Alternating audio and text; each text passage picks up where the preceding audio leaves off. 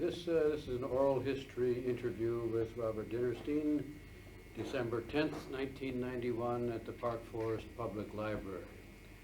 Covers early integration in Park Forest. I'm Magne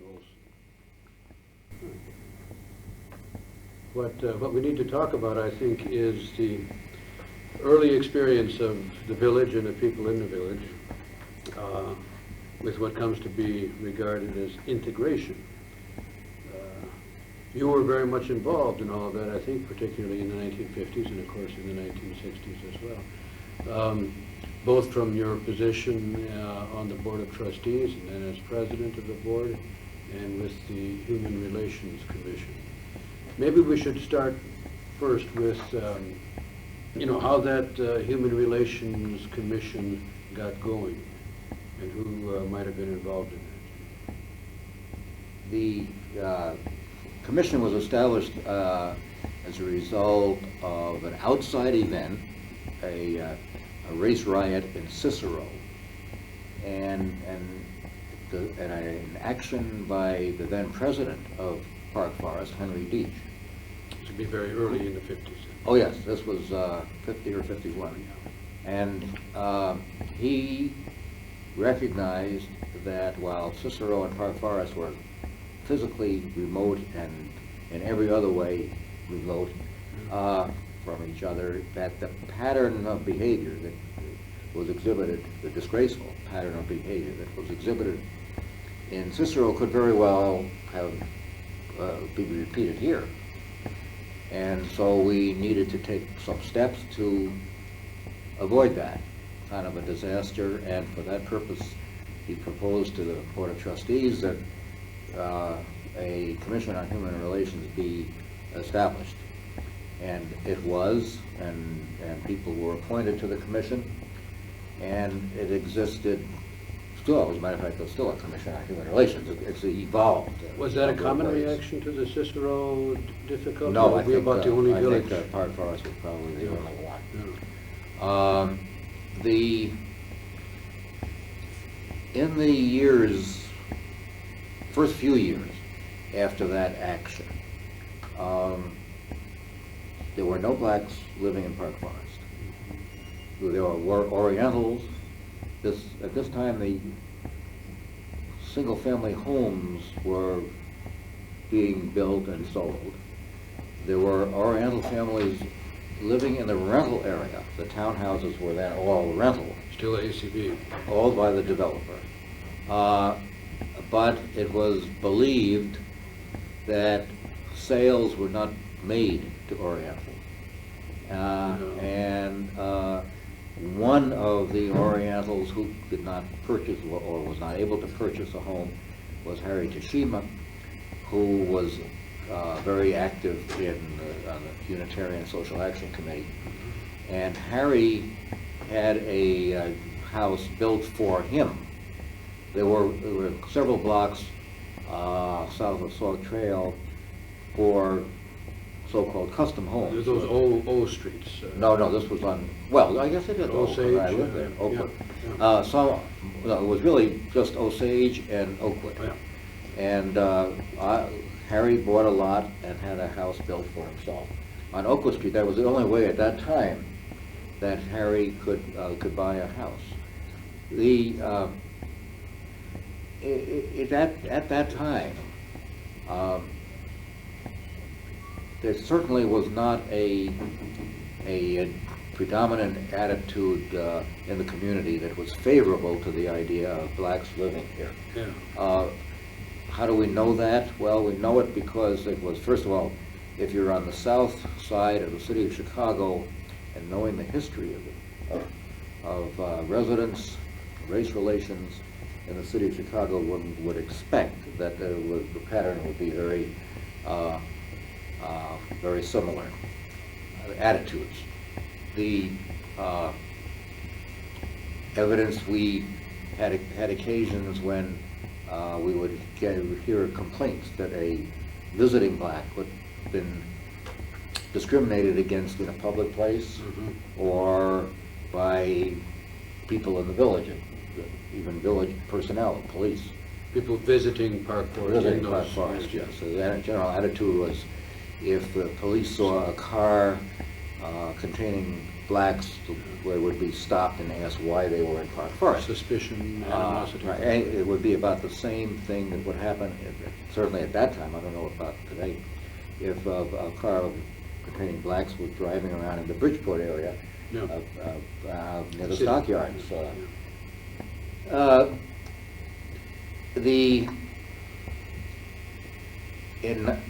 Another indication of the attitude in the community, I'm talking on sort of general, I'm not, there were certainly people from the very beginning who advocated integration and worked towards that goal. But the general sense in the village, in 1950, about 3, I think, there was a village election at which a question came up at a public meeting. Why are there no blacks? No. Oh. At that time, of course, we didn't talk about blacks, we talked about Negroes in Park Forest. The mere asking of the question produced a huge discussion and heated feelings. I was at many candidates' meetings. We had nonpartisan candidates' meetings. In those days, we had lots of them, many more than we have today. And where somebody would say, "Oh, what's your feeling about what will happen if a black family were to move in?" Or do you think it should be the responsibility of the village? Or what actions would you take? And any time that kind of question, which would not happen often, but any time that it did, there would be a sense of hostility in the audience. Why is this coming up, and who are you that you're bringing this up? What you mean by there's something behind right. it. Yeah. So that was the sort of sense of the community. In about 1955 or so, in Levittown, Pennsylvania, which was a community that we sort of rang a bell with Park Forest because it was also a post-war sort of planned community. Planned development more than a town. Right, it was. A black family moved in, and there were public demonstrations, hostile demonstrations. The black family moved out. This was very troublesome because one could say, well, it would happen in Cicero, but it wouldn't happen here. But Levittown, Pennsulvania was the same sort of place that Park Forest was, the same kind of people. And same age, same this, background. right, this was a very bad example, we thought.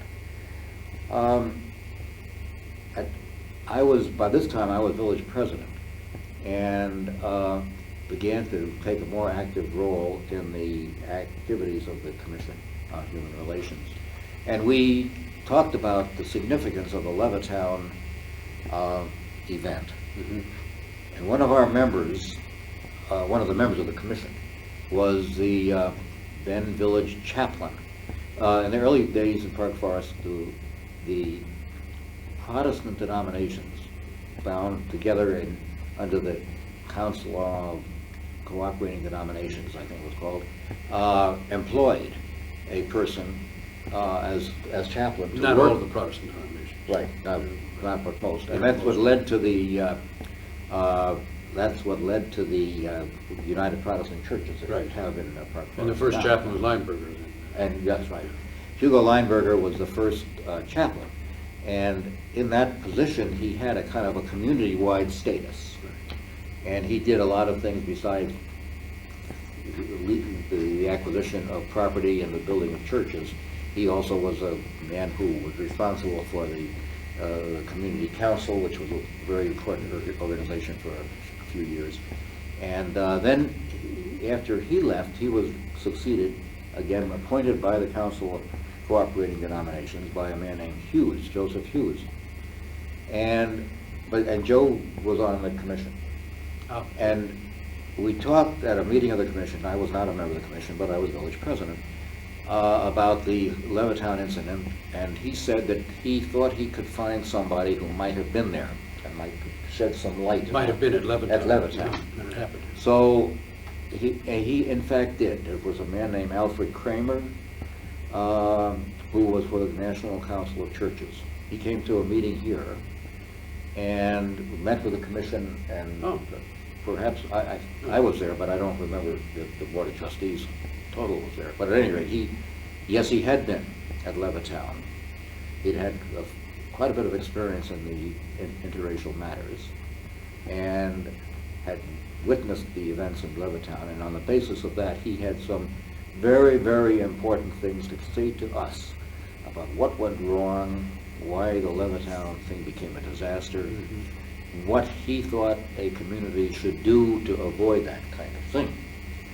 And then he said, there are other people you ought to seek out besides me. And he mentioned a man named Vorspan from the Union of American Hebrew Congregations, and suggested that we also contact the Chicago Commission on Human Relations. Vorspan was contacted, and he eventually did come. And he had worthwhile things to tell us, although I thought Kramer had the most. And then we got a man from the Chicago Commission named, I'm not going to take time now to try to remember his name, but you can look it up. He was also very helpful. And his experience, of course, as you would expect, was largely in Chicago neighborhoods. And a somewhat different kind of And it's a different kind of situation there, but there are things that, the commission in Chicago was trying to do to avoid, to minimize. On the basis of what we heard from those folks and things that we read, we embarked on a program of trying to write some documents about policy and then what to do. And we were working on that in the summer of 1959 when an incident occurred right in Park Forest. In Eastgate, a family who the husband was in the military and was being transferred, and they had their house for sale in Eastgate. Yeah. And that had not sold. And the wife made an offhand remark to someone, I guess we'll have to sell to color, and left the house to go to work. Well, by the time she came back to the house in the afternoon, there were several hundred people standing around in a very hostile, militant mood. Our village manager and police chief were already acting to maintain order.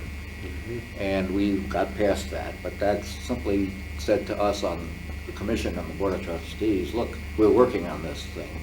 We better, let's get it done, because it might happen any time. So summer of 59. This was the summer of 59, and so as a result, by October or November, the Commission on Human Relations had completed a document called, I shouldn't try to remember it, you have it, I'm sure, Policy Program for Integration in Park Forest, which they sent to the Board of Trustees, and the Board of Trustees reviewed it and approved it. Don't misunderstand. The Board of Trustees did not welcome this. The Board of Trustees did not approve it unanimously. Was not working as an advocate for it. Well, absolutely. In fact, there was hostility on the Board of Trustees to the existence of the Commission on Human Relations and to this document. No. But it was approved, and this then said, this is what our policy is, and this is what we will do to implement that policy in the event that we have a black family move to Park Forest. It could not have been done at a more opportune time, because that was the event that occurred in a matter of weeks. Now, we had been hearing for several years about a number of black families, primarily professional or executive employees, who had thought of coming out to Park Forest to live. As indeed were most of the Park Foresters anyway. And we usually had some sort of contact with them, or they contacted somebody here to get information about it. None of these things ever eventuated in a family that moved in until 59, when we learned that a black family named Wilson had purchased a home on Wilshire Street, and that they planned to move in December. That event was the opportunity to test our policy, which had not, by the way, been communicated to the public. It had the discussions that took place about it were all done sort of in confidence within the commission. And the commission, the press didn't cover the commission meetings. The press didn't cover the rules committee meetings with the board of trustees in those days. It was a very different kind of situation. Most of the rules committee meetings of the board of trustees concerned negotiations with the developer. And you could not taking up the entire agenda. Yeah, well, but not only that, but you couldn't. If you reported on all the discussions about those negotiations, you couldn't negotiate. So it was not unusual for the board of trustees to have adopted a policy and program without it being on the front page of the paper. That, of course, couldn't happen today. So we had an opportunity now to test the policy. The policy was, whatever the words might have been, that the village neither encouraged nor discouraged the residents in Park Forest of anyone on the basis of race, creed, national origin. That policy, by the way, was made known to the village staff immediately or shortly after the Eastgate incident, because the village hall was deluged with phone calls when these hundreds of people were standing around in Eastgate. Word spread around the village rapidly. In whatever distorted fashion. Oh yeah, it was, and it was just the first of many incorrect reports. But the phone rang, and some of the people who worked there in the village hall had to know how to answer. And so the village manager John Scott played a very key role in wording. I suppose probably John and I did most of the writing, and I just quoted some of the key language, and that the village government neither encourages nor discourages was that was repeated dozens and dozens of times in the next year and in the ensuing years. The law is going to be upheld and the rights of everybody will be protected, et cetera, but no advocacy. Now the Wilson family moved in at maybe a propitious time, I don't know. It was just at Christmas time, and when good feeling of brotherhood and all that is supposed to be manifold, right? And we did not assume, though, that everybody would feel that way, and we took precautions. First, the most important thing that we did was to make calls on the neighbors for a few blocks around.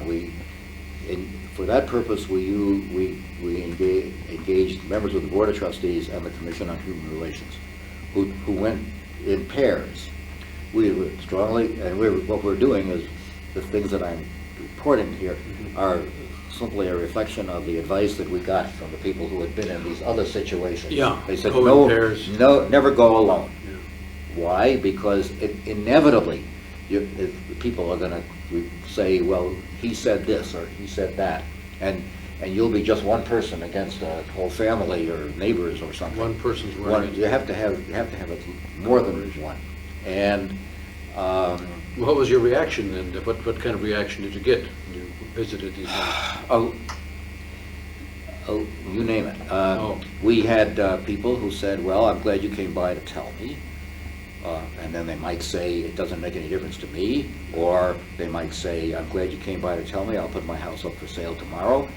But I won't throw stones at the people who are moving in. Or they might say, thank you and good night, and you didn't know any more about them until the next day when you got a call from somebody you did know in the neighborhood who say, hey, you better go over here because there's a meeting going on in a house 3 down from me, and they're talking about things they can do to break up this house that's moving. We also, in response to the advice we had gotten from others, had a police car stationed near, not necessarily right in front of the house, but an unmarked car, but it was 24 hours a day. And there were no, in the case of the move-in on Wilshire Street, there was nothing that the police car had to do, because there were no threats or anything like that. There was one, in one case some years later when we were still following the same program, the police car watching the house into which a black family had just moved noticed some people come by and remove the lawn furniture from another house, and that led to a conviction and so on, but it had nothing to do with the, it was fortunate. Independent criminality. Right. And we did the neighborhood calls for a couple of blocks around. And then, in the case of the Wilson move-in, there was enough follow-up. That is to say, there were meetings that were organized by people who lived in the neighborhood. After they moved Yes. So we went back in and participated in the meetings. And we had some extremely heated, because it's not uncommonly, you'd have one individual who was very hot-headed. Yeah. And would dominate the meeting, and even if neighbors didn't agree with that individual, sort of carry the momentum of harsh feelings. And then we had to come in there and say to them, there is a constitution in this country, and we intend to maintain that. And our statement says that that's what we're going to do, and if we have to use the entire police force for it, we will. Those angry reactions you got, were those mostly in the neighborhood or neighborhoods concerned, or were they generally? Well, the people we called on are all in the neighborhood, okay, so those are the immediate reactions were there. Of course, words spread. And one thing, Christmas that year, '59, was on like a Friday or something, so there were a couple of days after that before men went back to work. That was good in the sense that you didn't have the people on the exchanging gossip on the IC. Yeah. But it was bad in the sense that you had everybody home, and after the parties the second day, they had nothing else to do. Feeding on rumors, yeah. They got busy. Now, one of the things that we had been strongly advised to do was to keep the pressure of the metropolitan press off of the backs of the community. Yeah.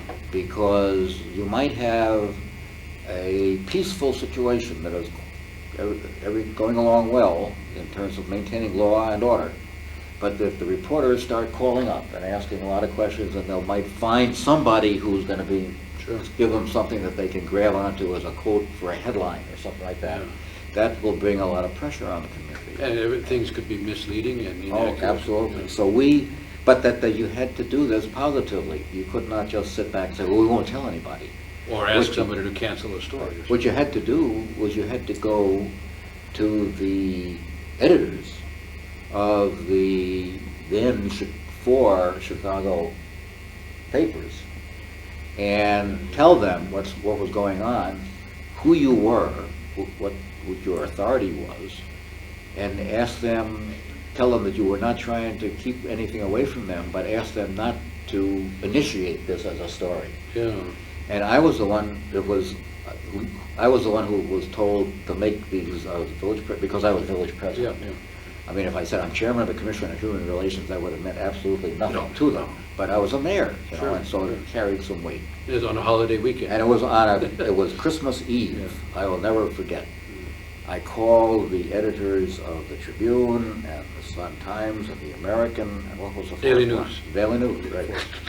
How soon you forget. Yeah.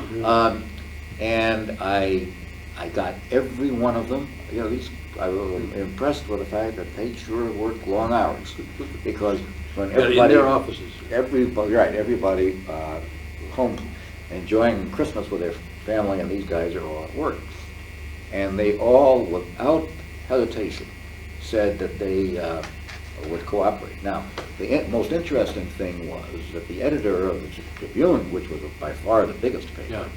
am I running out? The editor of the Tribune seemed to be somewhat unforthcoming in his response, or whether he would or would not comply. Oh, And he said, well, I heard what you said, and hung up the phone. And, you know, Just so like my question to my colleagues who were sitting around the table, again, my kitchen table, Yeah. was, what does that mean? Yeah. Well, what it turned out to mean was that he was wholeheartedly in support of what we were doing, because later on, first of all, you know, some number of days later, the story broke, but not in the Tribune. And later on, I was told by reporters from the Tribune that there was a notice on their city desk or bulletin board or whatever it is, where all the reporters looked, and it was signed by this publisher, I think he was, editor, publisher, in which he said there will be no report, nothing printed about the move-in of a Negro family into Park Forest, period. Yeah. And they never did. The story broke. It happened that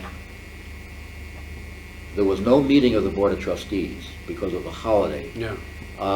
For the board met on, I think, Monday nights, and the Monday night after Christmas there was no meeting scheduled, and then there was no meeting scheduled the following week because it was New Year's. New Year's.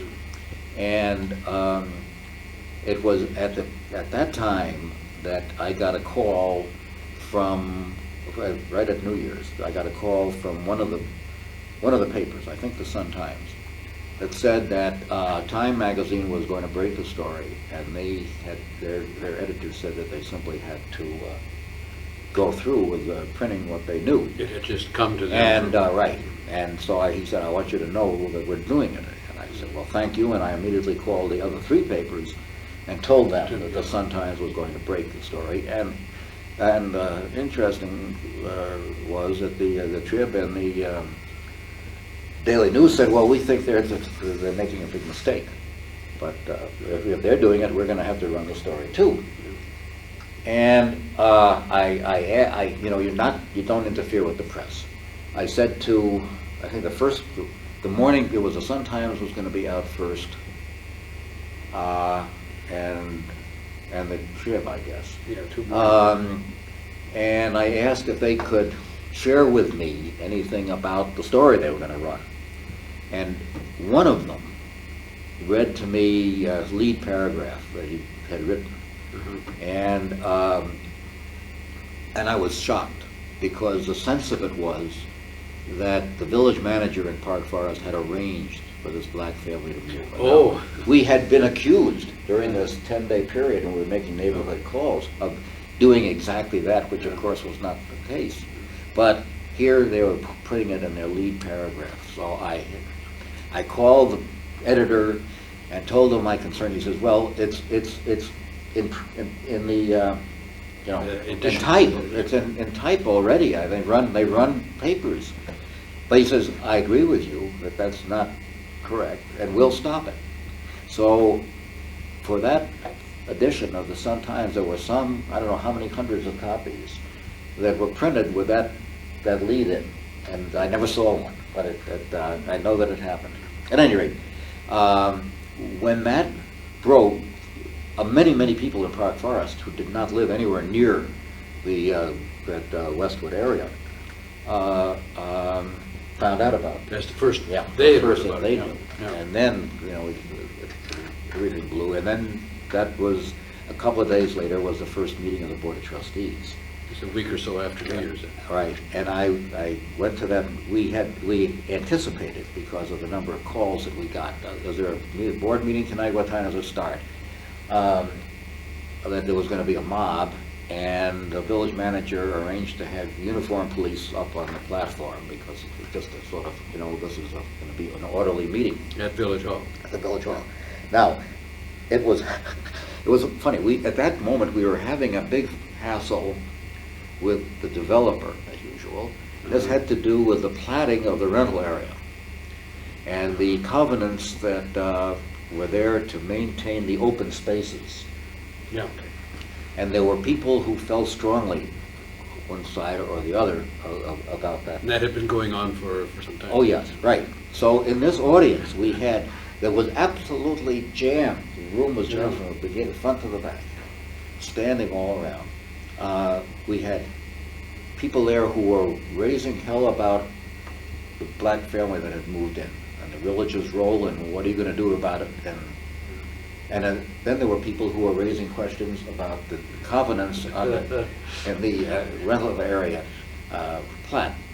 It went back and forth. Oh yeah, it was wild, because of course the people who were there about the covenants knew perfectly well what the other group was talking about, but the people who came there to raise hell about the racial integration did not understand what these guys were talking about, who got up and talked about covenants. And there were people lining up at a microphone or taking turns? I don't think we even had we had the facility to have microphones in those days. But they were sort of taking nothing. turns to Right. speak, so they didn't want to lose their And I was, obviously, I presided, and then the gavel was used quite heavily. And we survived that meeting. One thing that came, and it broke in all the papers, of course, and the news magazines, and probably the Time magazine article was the best known. Pretty fairly, do you think, or Well, the thing done, about the or- Time magazine was, the news magazines had to have a slant. Well, yeah. And the slant that they elected was Klutznick. It was about how Mrs. Klutznick's chauffeur delivered a cake, I think it was, to the Wilsons, welcomed them to Park Forest. Well, ACB had absolutely nothing. It wasn't involved in the whole thing. Involved in this whole thing. And we did it. We involved the churches, the schools, and everything, because that was all part of the program that was developed. But They were represented on the there was commission. no need to. The developer had no role to play at that but- point. If it happened some years earlier, more likely so. But by this time, no. Right. So we looked at it. Klutznick. I mean, what did it have to do with it? Yeah. But at any rate, we became instant learners about Journalism. The only other event of consequence was that a group of people tried to form an organization. I can't remember the name of it. Park Forest Concerned Residents or something. No, like well, that. it was something like that, but it was another name. Yeah. But and the question, well, what are they going to do? Yeah. Well, they had the notion that they were going to raise by subscription, an amount of money such that if they ever found out that another black family was going to move into the village, they'd buy the property so they couldn't move in. Yeah. At any rate, there were some very hot-headed people, and it was disappointing that there were some people who had been in positions of leadership in the community who joined in on this. And but it died out. And the Wilson family lived here for, I used to know exactly how long they'd lived here. A couple of years or something? Not longer than that, certainly, and maybe less. Yeah. Wilson was a university professor. And then nothing happened. I mean, we continued, with our eyes and ears, and we recognized that there were things that we learned from this experience that we should probably not change. Yeah. But the next major event that occurred was in 1962. when then President John F. Kennedy signed an executive order stating that any property that was under the jurisdiction of the federal government, such as FHA or VA, Any kind of federal money involved. Yeah. Any foreclosed properties that were for sale by those federal agencies had to be sold on a non-discriminatory basis. This was the very first time that the government, any governmental unit, had by its law required non-discrimination. That changed the picture here immediately because although the experience with the Wilson family was a good one, the Wilson children went to schools, and the Wilsons belonged to a church, and Wilson was a good tennis player, and he would be out there playing tennis on Central Park and everything. There were no other black families, and there couldn't be any black families because nobody was going to, realtors would not show the property, and nobody was going to sell to them. Yeah. But now there came the weight of the federal government saying that properties were going to be sold on a non-discriminatory basis. There certainly was more discrimination after that, but this opened up a whole flood. And then we started to get a move-in, and then a few months later another, and then it started to snowball. We continued at that time following the same program. Our policy, we neither encouraged nor discouraged, had not changed. We followed the same program with neighborhood calls. And there were differences of opinion among the elected officials and the members of the Commission on Human Relations, whether we should continue, how long do we continue to do this? And, well, as long as it's needed. Well, how do you know that it's needed? Well, we got an answer to that question one time. There was a move-in, a black family moved into a rental unit on Elm Street. And we didn't know that the rental area, people who managed the rental were supposed to let us know when they rented. But nobody did. And this family drove in to the court on a beautiful day to unload furniture to move into this, and all hell broke loose. And nobody knew it, and nobody knew it in advance. And I got one of the first calls, hey, there's a problem over at the court. So I went over there, and I walked into a meeting. There must have been 30 people standing around, and they were very, very hot. And it took me a little while before I got them to calm down. I was not the only one.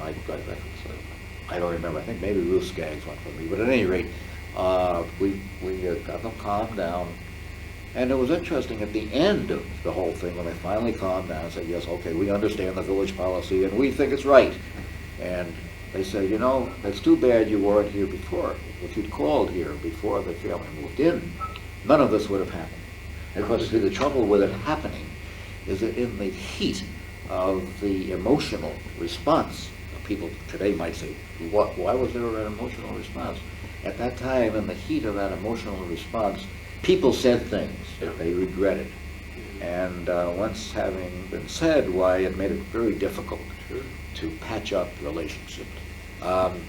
So we said, that's an indication that maybe we need to keep doing this. And who wants to go out on an evening or a day or anything and make calls in a neighborhood? You're going to get a certain amount of stuff. People are going to throw things at you and everything. It's not exactly the greatest fun. And you did it because you were dedicated to an idea.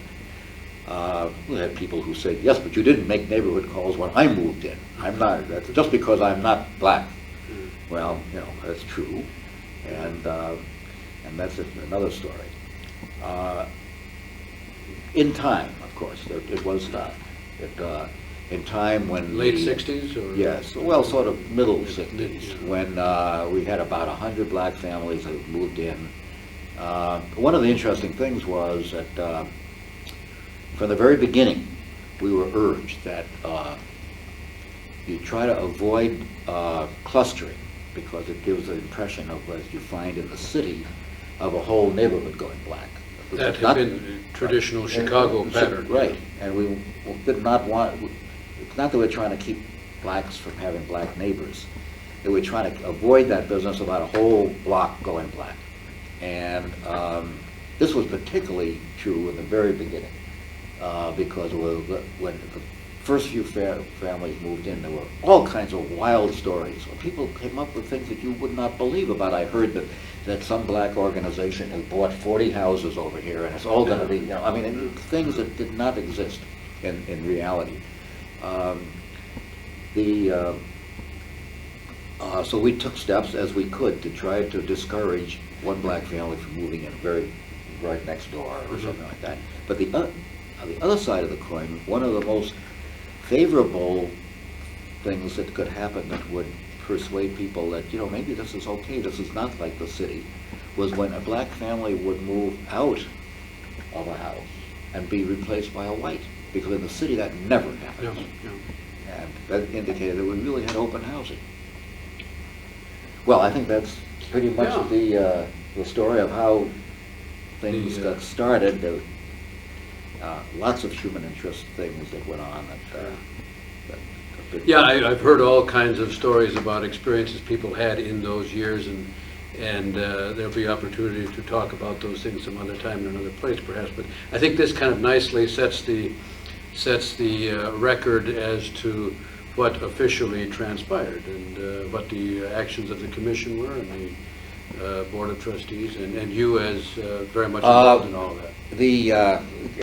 One particularly interesting time for me was having been a candidate in just about every election after the commission was established, and to the Wilson family moving in. And knowing that there would be candidates' meetings at which either in a private home or at a public hall where this highly incendiary question would arise about what are you doing about keeping blacks from moving into Park Forest. The question was, my gosh, now that the Wilson family has moved in and it's page 1 in Time magazine, what's going to happen in the next village election? Would you know that in the next village election the question never arose? Nobody asked the question, which to me meant that, they approve of what we've done. Or they didn't disapprove, which may not be the same thing. Well, it's possible, but I know that having sat there when people said, well, what are you doing about making it possible for blacks or having black families move in and so on, and then have others say that's none of the village's business, and they have become very heated discussions here that what we were doing was revealed to everybody, and it was common knowledge, and nobody wanted to discuss it anymore. I mean, other things. And it didn't become a fiery question in the early 60s. Not at all. Okay. Thank you. Thank you for the interview, of course. And we'll talk to you more. Always a pleasure to participate in. Contribute to the historical record. Right. Okay. Thanks, Bob.